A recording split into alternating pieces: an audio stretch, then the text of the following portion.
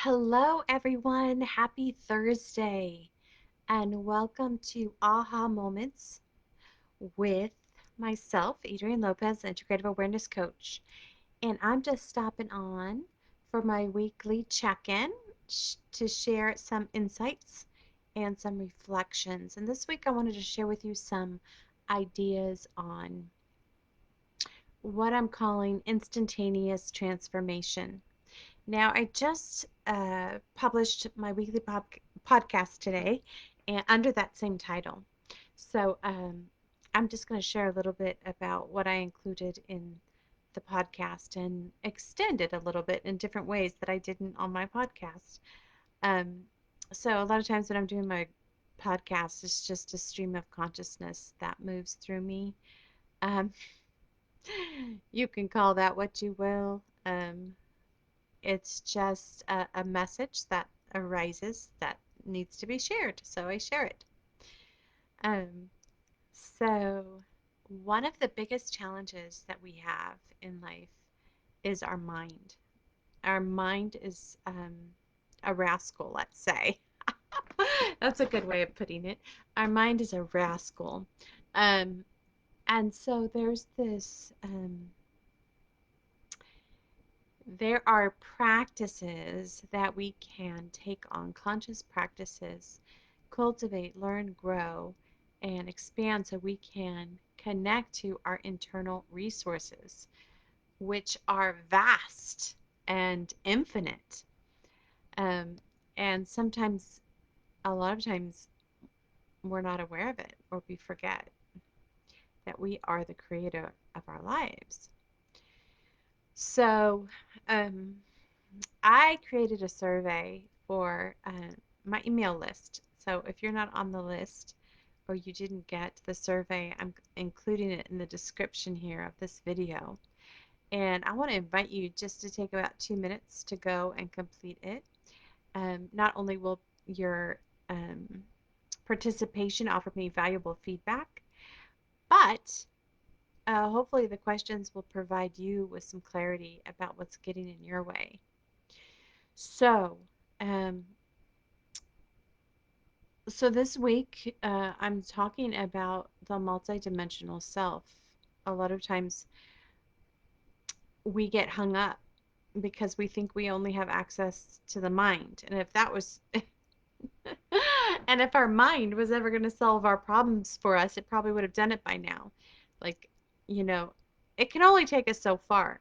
There's a point where um, the mind becomes part of the problem or starts showing us its limitations. And so um, there is something so valuable about being able to sink down into the felt sense of your life in your body that goes beyond the mind and really sink into the deep knowing there that's available. And I experienced this somewhat um, spontaneously when I needed it most. Years ago, I was, gosh, over 22 years ago, I was studying abroad, um, and I was doing my master's degree at the University of Edinburgh in Scotland, and it was pretty much on the history of philosophy, and talk about the mind, right? That philosophy is just a whole collection of mental acrobatics that don't necessarily get us any closer to true knowing than we were before or empowerment. But that's a whole nother topic. So, anyhow, I was working on my master's thesis, which was on the construction of self. I know, shocking, isn't it? In regards to gender and race specifically, and the markers that our society has used to differentiate between people, and that creates or reveals, I should say, societal power structures and the like. But outside of that, I had gotten to the point where I couldn't write. Um, some people call this a writer's block. Um, and so it just so happened, I was like, what am I going to do? What am I going to do? I have to write this thesis. And I only have so much time to write it, and I got to write. And so I was stressing out. I was having anxiety. I was like, oh my God, what's going to happen if I can't write? And there was something in me that was resisting the writing. Like I would sit down and it just wasn't working. So one day I was walking and I saw this little building, and it was called the Sainsbury Sanctuary, and there they had free meditation classes. So I'm like, worth a try. So I walked in. Little did I know what I was getting myself into, but it was the right and perfect thing for me at the time. And I started meditating every single day for an hour. And in that hour, um, I got to listen to my ego say whatever it needed to say, all of its opinions, all of its judgments, all of its limitations, all of its fears, all of its criticisms. And I just listened with love and let allowance, because that's what love is. It's allowance. I allowed it to be there. And when I allowed my mind to just rip and say whatever it needed to say for an hour each day, it would allow me to write. And um, it's not like my meditation teacher taught me any of this verbally. It was more just a transmission of energy that happened between myself and the teacher. It was a way of being. And so a lot of times, even myself included, even after 22 years of meditation, um, get disconnected when I'm out in my life doing things. And I forget sometimes that at any moment that I choose, I can plug in, drop in to all the levels of my being and create instantaneous transformation. And really, that is a shift or an opening for life force to come through that wasn't available before. So, um, when you fill out the survey, you begin to listen to the way that your mind, you will, when you write the words and you read them back to yourself, you will hear the constructs in which your mind lives and sees the world, which is just one possible way of seeing and living in the world. And it's not even necessarily um, based on now moment accuracy at all. So let me give you an example. Um, and I know that you can relate with this because everyone does this m- most of the day. So I was at the grocery store shopping, and I was giving myself a hard time. Um, Unconsciously, it just happens. It just That's what the mind does if we're not careful, right? So I was feeling frustrated about this situation in my life that I'm in the process of resolving, but I can't do it through the mind. And that kind of pisses the mind off. Am I allowed to say that here? I don't know. It kind of upsets the mind. So the mind, I started listening to what my mind was telling me, and I mean, not to believe it, but just to observe the place in which it was speaking from. And I said, aha, yes, this chatter, this narrative in my mind is based on a certain view of the world. And I began to recognize what it was speaking out of. And I noticed it was speaking out of judgment, um, lack of choice, lack of freedom, um, failure, limitation, um, feeling Yeah, I think that pretty much wraps it up. Um, but I just kept every time I noticed that mental concept, and it's not even a mental concept, it's a mental emotional concept um, that is housed not only in our minds but our entire energetic being.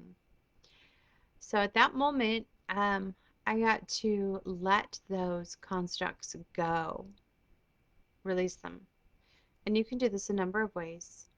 Um, I like to take them and blow them up. You can drop them down an imaginary grounding cord into the earth where Mother Gaia will transmute, transform, and regenerate, recycle, I should say, this energy to neutralize it. So it can be reused in the collective. And so these aren't necessarily personal thoughts that you created. They're part of our collective programming that we inherited that's shaping our world right now.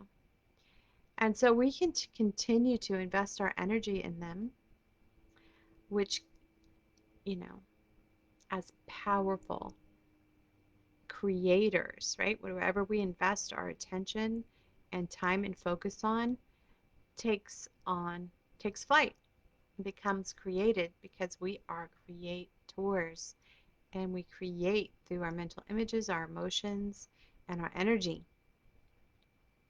So, um, that being said, once you notice the limit of your mind and what it's telling you, and then the whole world that that type of thinking suggests, in an instant, you can transform it. You can release it. You can let it go. And in its place, you get to put what you choose, which is I am free to create the life that I desire. I am at choice in how I act and move in the world. Um, Part of learning and growing is making mistakes. I'm allowed to make mistakes. In fact, I thrive from making mistakes because then I get to learn more and more, and so on. And so, this is what I'm referring to as instantaneous transformation. And they're so subtle, right? These thought forms and these emotions, um, and that's how they get in to our energy field, and that's how they begin to take shape. Is because most of the time they're familiar, they feel like home, even though they're not. And so it's ironic or not, depending on how you think of it, that I'm in the process of creating a new home, and I get to decide what to take with me. And um, that can be overwhelming at times because you're like, what do you mean? Nobody's going to tell me how to do it. Nobody's going to give me restrictions. Nobody's going to demand that I do it this way or that way.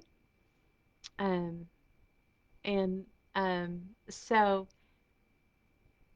I just wanted to add that because there's a level of comfort in our limitations, that although they might be not be in alignment with our highest vision for our life, they give us boundaries and restraints, and in some weird kind of way um, that feels comfortable. So I think I'll leave it there for today. If you stop by and you take a listen, whether live or the replay, go ahead and let me know you stopped by. Say hi, leave an emoji, leave a comment. You can check out my weekly podcast. The link is in the description of this video, and along with my survey, my burning question survey. Um, and it was created with two intentions. One, to provide me with valuable feedback, and two, to provide you with some clarity about how you're showing up in your life, um, how your mind is constructing your experience of the world moment to moment, and invite you to create an instantaneous transformation for yourself at any moment. I know, pretty amazing. Give it a try. Let me know how it works. If you have any questions, please leave them in the comment box. I would love to help clarify or answer questions. Um, if like there was a part missing, or you're just like, what? All right, all right. Great seeing you all. I'm always happy when you stop by and say hello. And I will see you next Wednesday. I'm sorry I was a day late. I was feeling very ill yesterday, but today I'm starting to feel tons better because guess what? I created an instantaneous transformation for myself with my symptoms, not once, but throughout the day yesterday. That's what I was spending my energy on, was transforming my physical body and its condition through releasing programming that's not in alignment with the level of health that I want to enjoy every day of my life. But I just want to say that that symptom that took my attention yesterday was there because there was something that I was holding on to, not able to release. And so life kind of puts on the brakes sometimes, and it just goes, oh, nope, you don't, you're going to have to slow way down, enough to tune in to your own body, your own consciousness, to see um, what is the source, the thought source of this condition or this experience that you're having right now. And then you get to let it go. Get to let it go. All right. Thanks. See you later. Bye.